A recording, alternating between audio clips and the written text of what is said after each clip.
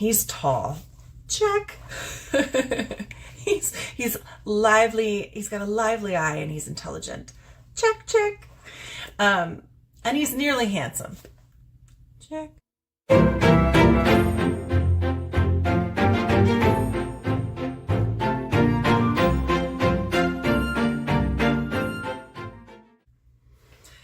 Hello everyone, welcome to Epics and Earrings, a place where we celebrate beautiful books, great stories, and character-inspired style statements.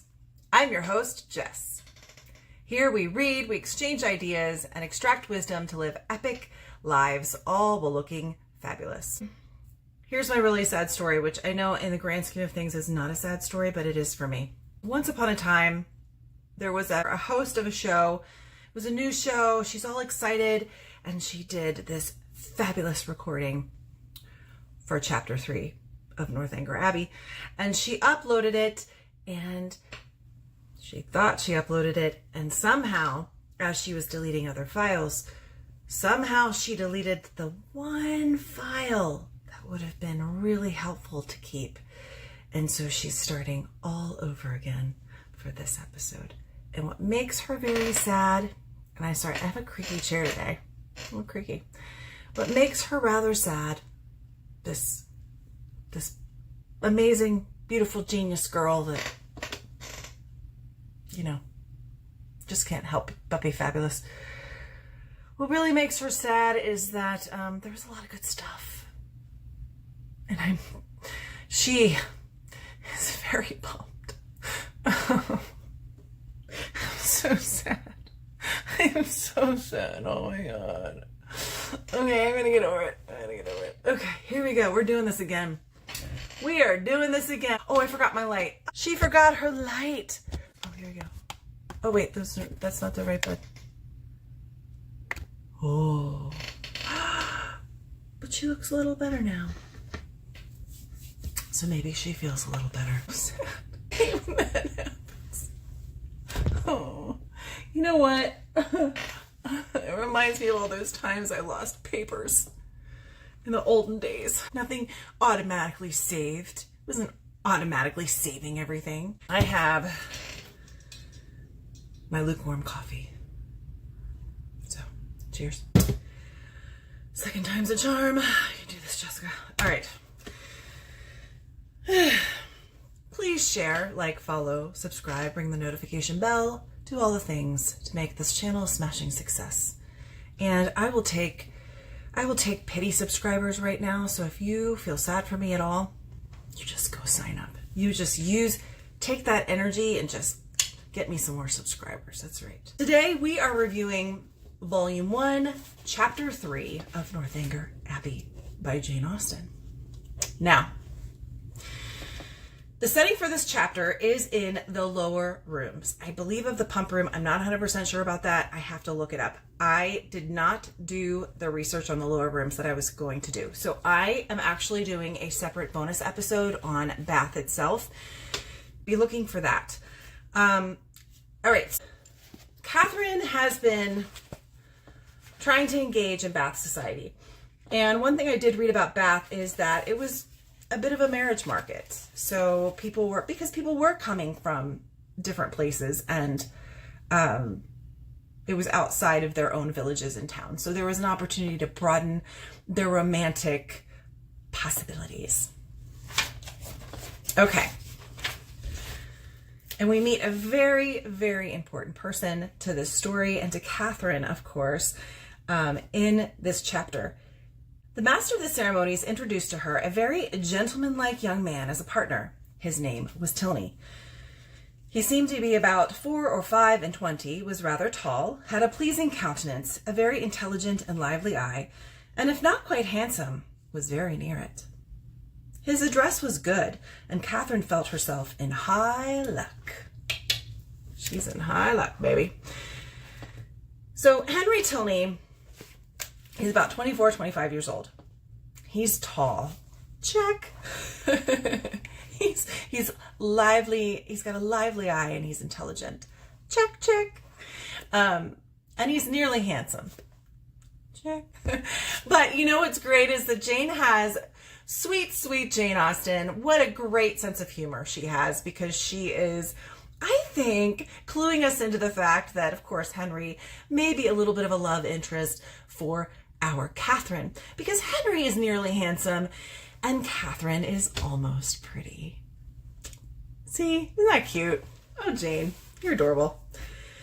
At the end of the chapter, we actually find out that Henry Tilney is a clergyman, just like Catherine's father. So this would have been familiar to Catherine, but it was also a familiar vocation, because back then, the eldest son would inherit and run the estate.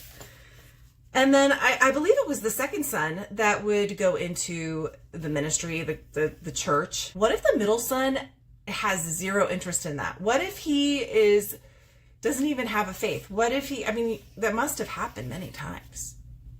I guess you didn't need that to be in the church. I don't know. It's very confusing to me. Anyway, so they dance. He's a dance partner for her. Thank God. The last time she had no dance partners. None.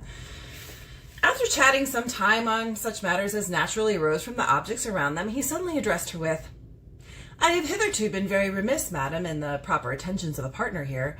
I have not yet asked you how long you've been in Bath, whether you have ever been here before, whether you have been at the upper rooms, the theater, and the concert, and how you like the place altogether. I've been very negligent. But are you now at leisure to satisfy me in these particulars? If you are, I will begin directly." "Oh, you need not give yourself that trouble, sir." "No trouble, I assure you, madam." Then forming his features into a set smile and affectedly softening his voice, he added with a simpering air, "Have you been long in Bath, madam?" So he's being a little flirtatious here. And I think he's poking fun at the fact that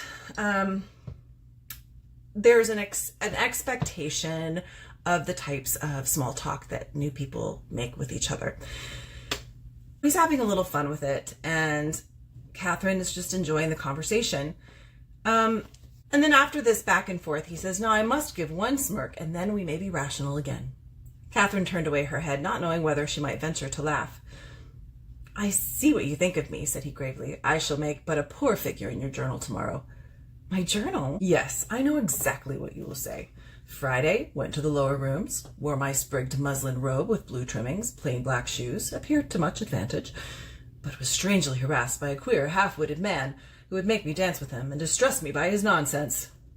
"Indeed, I shall say no such thing." "Shall I tell you what you ought to say?" "If you please." "I danced with a very agreeable young man, introduced by Mr. King, had a great deal of conversation with him. Seems a most extraordinary genius. Hope I may know more of him. That, madam, is what I wish you to say." "But perhaps I keep no journal." "Perhaps you are not sitting in this room, and I am not sitting by you. These are points in which a doubt is equally possible. Not keep a journal."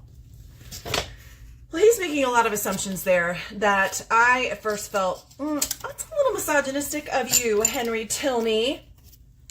Back when misogyny wasn't even a thing that we talked about. Coffee.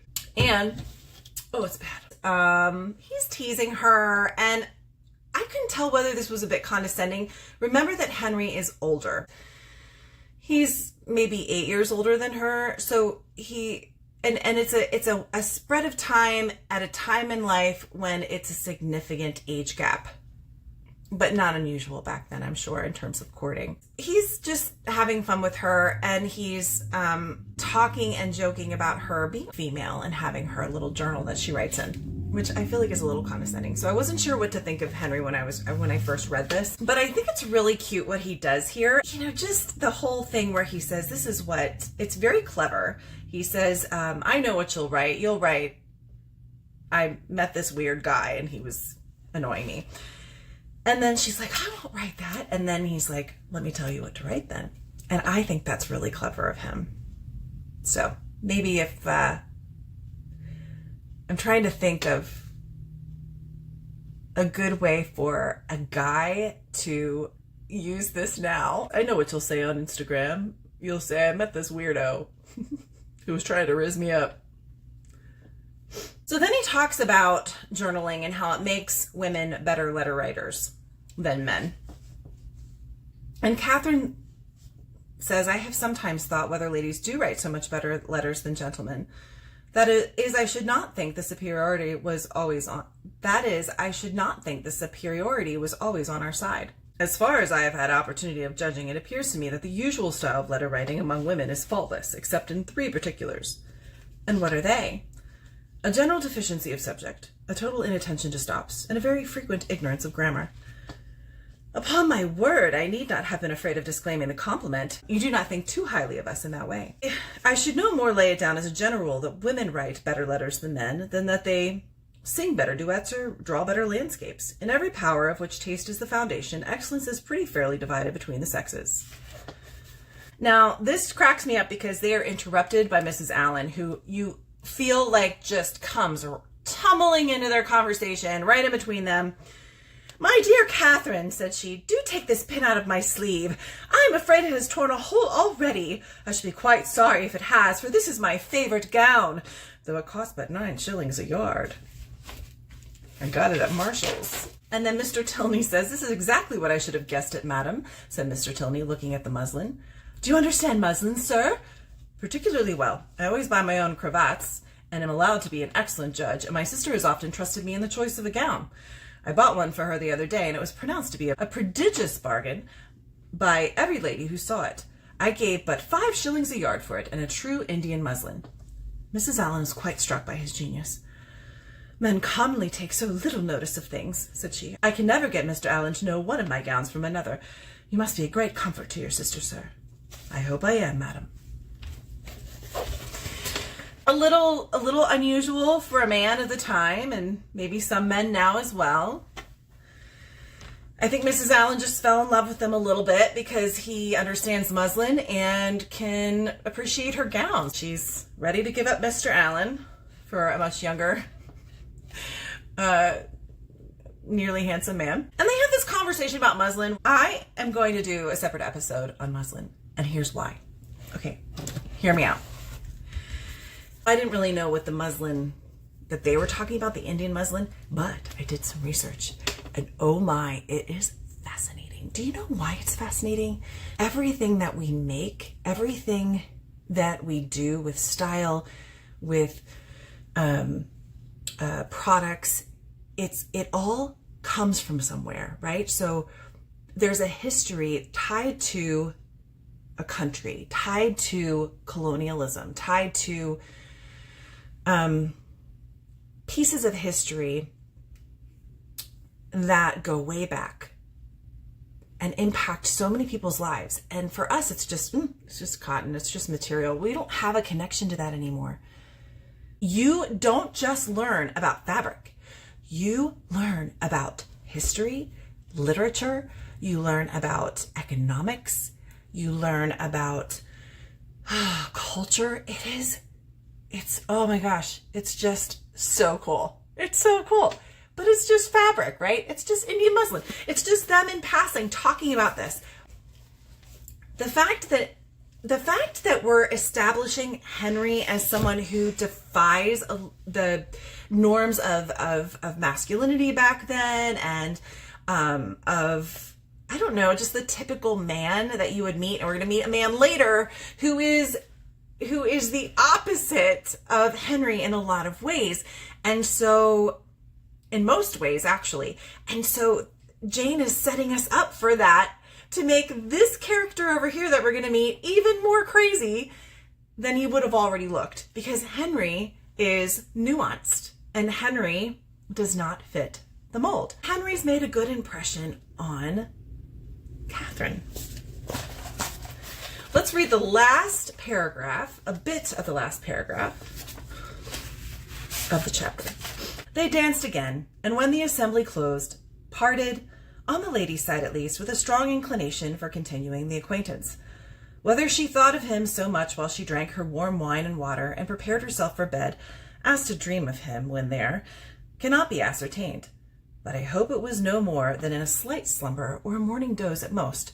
For if it be true, as a celebrated writer has maintained, that no young lady can be justified in falling in love before the gentleman's love is declared, it must be very improper that a young lady should dream of a gentleman before the gentleman is first known to have dreamt of her. So there's a right way to fall in love, probably referring to one of the Gothic novelists that she would have read, that Catherine would have read. And Catherine's experience has been informed by these novels. And in these novels, you just don't fall in love before they fall in love with you. That is the proper way to fall in love. So poking fun as a theme, once again, at a real romantic relationship versus what you read in novels. Ironically, we're reading it in a novel, which is what makes Jane a genius.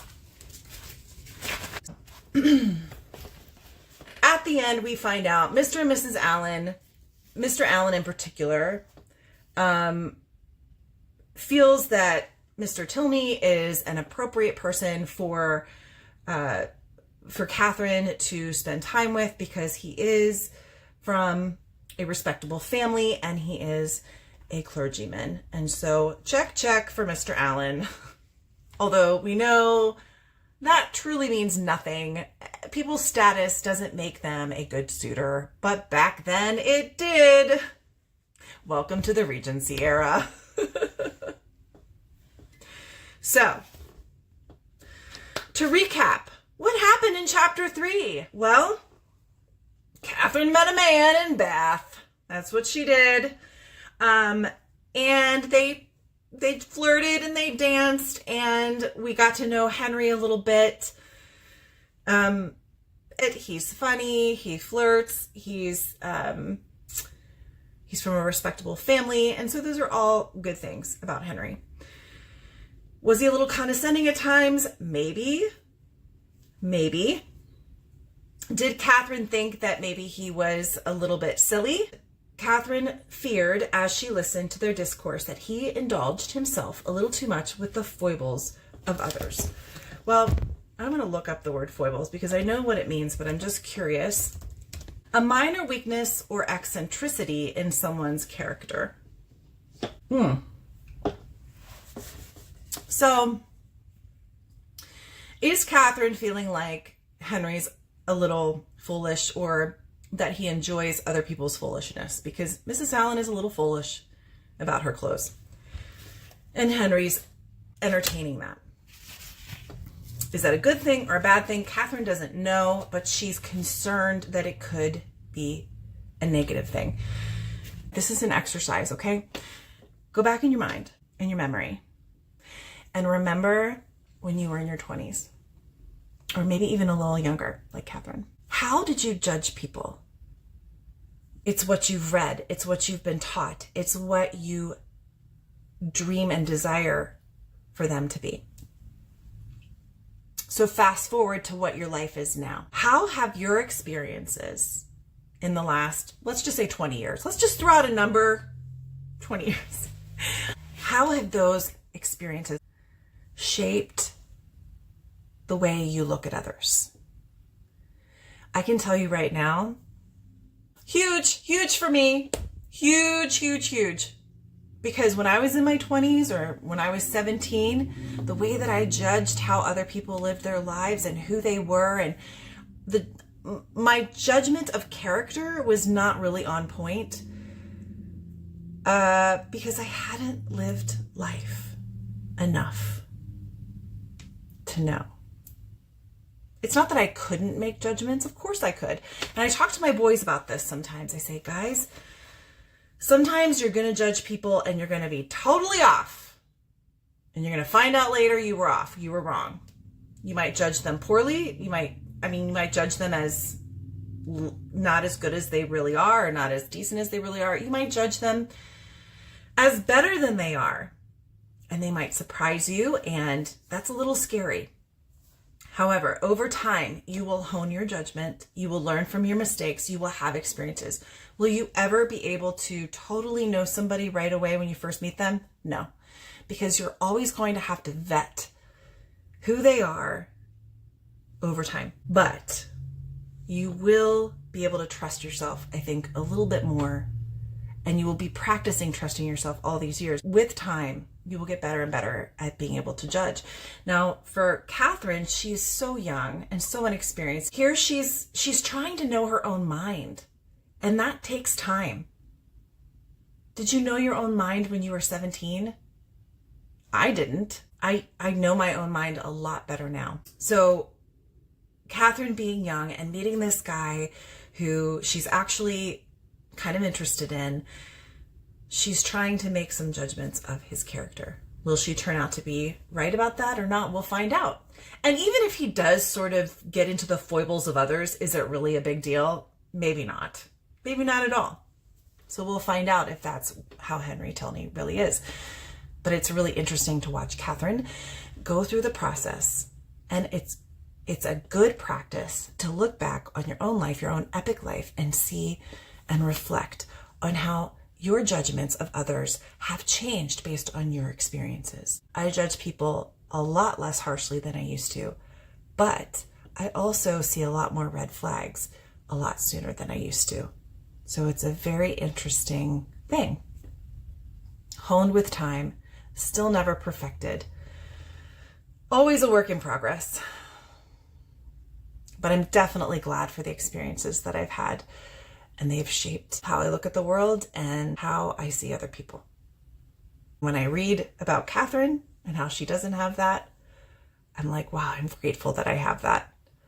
But for all of the Catherines out there that you're at a young age, keep practicing and looking at people with a critical eye, in the way, not so much to judge them, but in the way that you are learning who to trust and who to invite into your orbit.